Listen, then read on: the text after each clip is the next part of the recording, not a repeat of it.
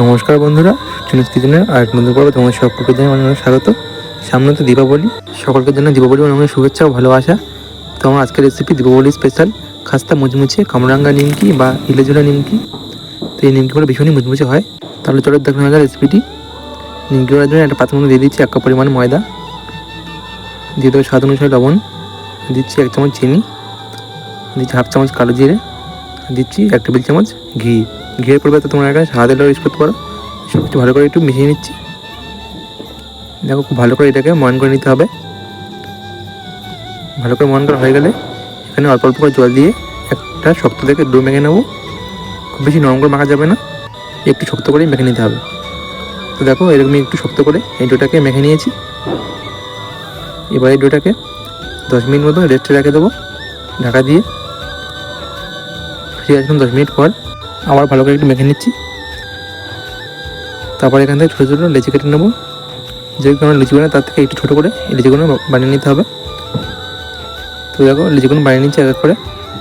তো সবগুলো লিচি আমি বার করে নিচ্ছি।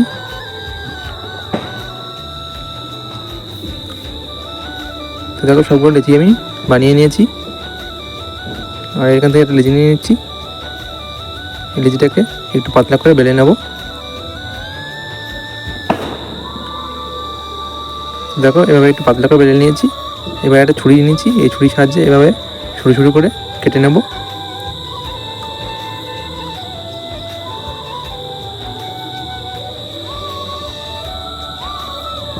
তো দেখো আমার কাটা হয়ে গেছে। এবার এগুলোকে এক জায়গায় জড়ো করে নেব এভাবে।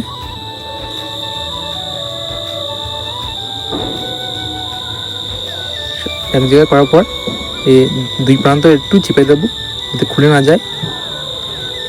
তো দুই প্রান্ত এভাবে একটু চেপে দেবো। তো তৈরি হয়ে গেলে একটা ভীষণই সহজ বানানো, দেখতে পাচ্ছ। তো প্রত্যেকটা এই একইভাবে আমি বানিয়ে নেব।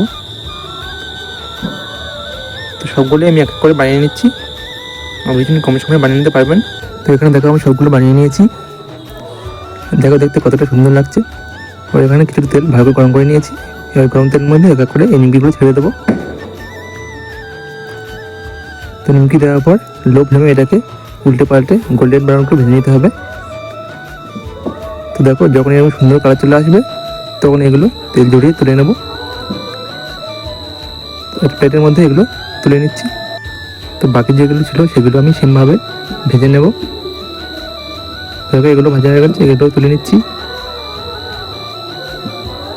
তো সবগুলোই একইভাবে ভেজে নিচ্ছি। তো দেখো সবগুলো ভাজা হয়ে গেছে। তো এটি হয়ে গেল দারুণ স্বাদের কামরাঙ্গা নিমকি বা ইলেজোলা নিমকি। এই দীপাবলিতে অবশ্যই একবার এভাবে বানিয়ে দেখতে পারেন, আশা করছি ভালো লাগবে।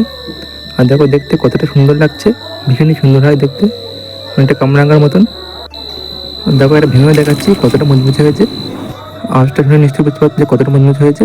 আজকে ভিডিওটি কেমন লাগলো কোন জানতে পারবো না, ভালো লাগলে প্লিজ চ্যানেলটি সাবস্ক্রাইব করে পাঠিয়ে দেবো। তো আজকের মতো ভিডিওটি এখানে শেষ করছি। আবার দেখা হবে নতুন কোনো সাথে। সবাই খুব ভালো থাকবেন, সুস্থ থাকবেন। ধন্যবাদ।